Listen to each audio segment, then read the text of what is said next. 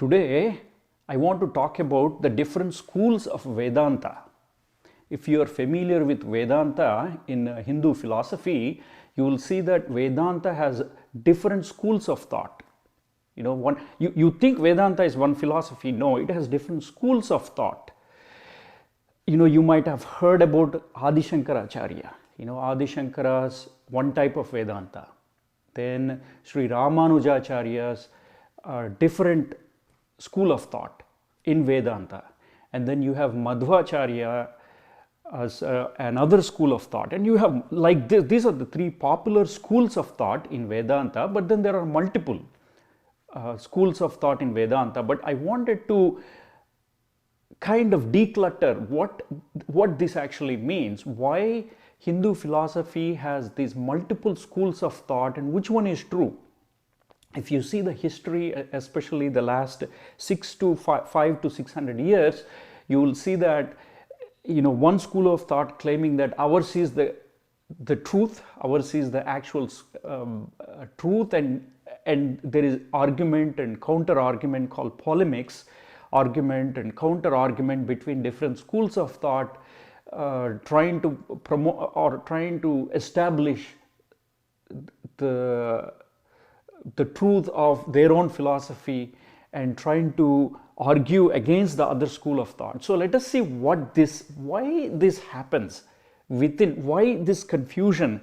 If you go to, for example, ISKCON, ISKCON, International Society of Krishna Consciousness, right? You see Srila Prabhupada saying Vedanta is this, and he has written multiple books, and his guru and Paramagurus have written their own version. And there is a lineage that happens. Then if you go to Sringeri, or if you go to Kanchi Mutt, or if you go to any of the Shankaracharya's mathas in India, or their lineages, their schools of thought, they have a certain version of Vedanta. And then if you go to Sri Ramanuja's Vishishtadvaita, then there is that school of thought. So why the confusion? What is the root cause of this confusion? If we look at this, then it becomes much more clear. I would like to use an example of, there are multiple ways of doing this, but what I found was using an example of a statement in one of the Upanishads called Taittiriya Upanishad. Upanishads is Vedanta. Vedanto nama Upanishad Pramanam. So Vedanta means Upanishad, the content of the Upanishads. So you take the content of the Upanishad. Vedanta is literally the Anta of Veda. Veda is the body of knowledge, and Anta doesn't necessarily mean the end of it, it also means the essence of it. The essence of the body of knowledge in Hindu philosophy, especially the spiritual essence, is Vedanta. Right? So Upanishads, the content, the knowledge in Upanishads speaks about Vedanta. So take the example of one statement in a particular Upanishad named Taittiriya Upanishad. It goes like this: Yato va imani bhutani jayante yena jatani jivanti yat prayanti abhisam vishanti tad vijignasasva. A student goes to the teacher and asks, tell me the meaning of all this. From where does all this come? I want to know the truth of this existence, the existential foundation of all that we see. I want to know. And the teacher goes, answers in this Upanishad, Taittiriya Upanishad, Yatova imani bhutani jayante. From where all this that we see, experience, feel, all this happens or emerges. Yatova imani bhutani. This existence.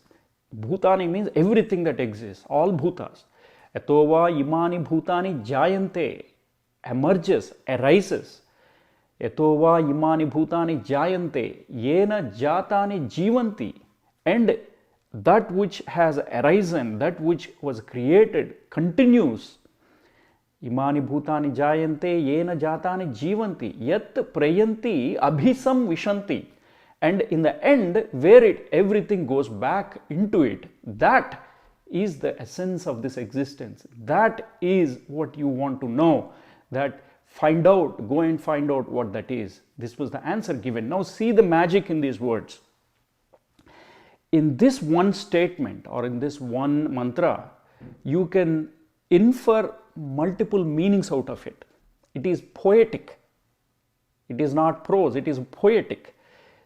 Because it is poetic, you can get multiple meanings out of it. So first one, imagine I'm giving you three major interpretations of this statement or this mantra. Imagine you are dreaming, right? Imagine you go to sleep and a dream arises within you. So who is the creator of the dream? You are the creator of the dream, right?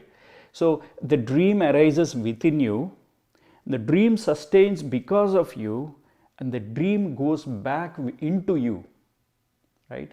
This is Advaita Vedanta.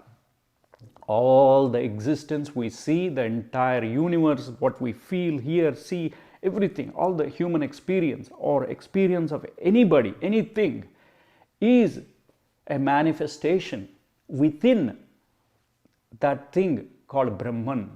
It is neuter gender within that which we call Brahman.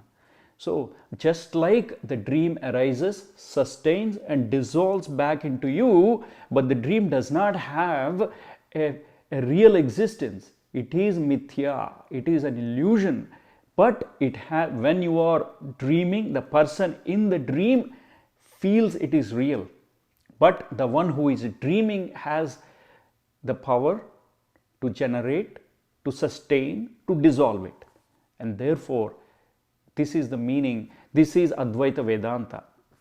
This is what Adi Shankaracharya said, so you figure out what is the nature of this existence, but I'm giving you a clue and think in those terms. So this becomes Advaita Vedanta.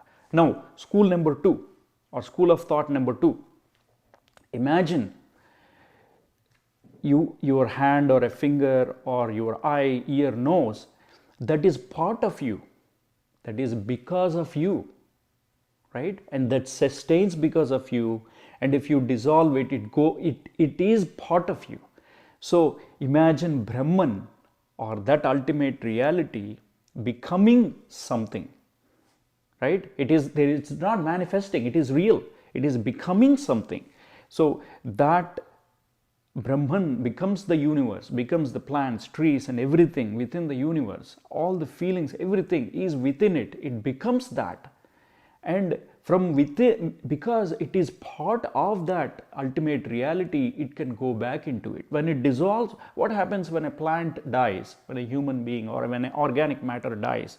It dissolves into it and it generates, that cycle keeps going on. So this becoming of something is self-sustaining, but it is part of a bigger whole. It is as real as the whole, as Brahman. So this is Vishishtadvaita. This is what Sri Ramanujacharya said. See, for those who can make sense of it, it feels very much real. But for those who understood Sri Adi Shankaras, then that makes more sense. That becomes their reality. And now the third school of thought. Imagine a potter creating a pot or a goldsmith creating an ornament. So he creates a pot, he sustains, he maintains the pot, makes sure that it has its lifetime, and when time comes, he decides to destroy it and make another new pot or a new utensil, or if it is gold, it becomes another ornament. So this creator is separate from the created. So he is responsible for the origin, sustenance and the dissolution of it. This separation, this duality is called Dvaita. Dvaita, duality, they are cognate words. So this was the philosophy of Dvaita school of thought. And this, the primary proponent or the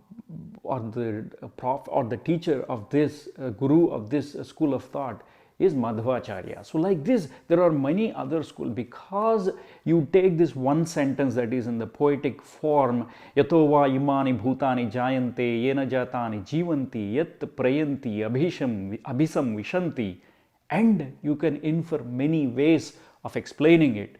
And that is both the beauty of Vedanta and the confusion that arises within Vedanta. But it is up to you to figure out what is the truth, because you are the one who is making that judgment.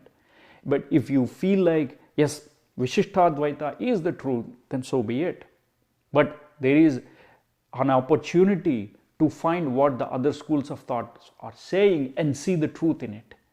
And so I hope you understood at least some basic philosophy behind why there are multiple schools of thought using this understanding. You can go to any Mahavakya. Mahavakya means great saying, Aham Brahmasmi. You go there and you find out what is the truth, and you will start seeing the beauty of these poetic forms, these poetic aphorisms or sayings or mantras or phrases or what have you, and you will see the beauty of it.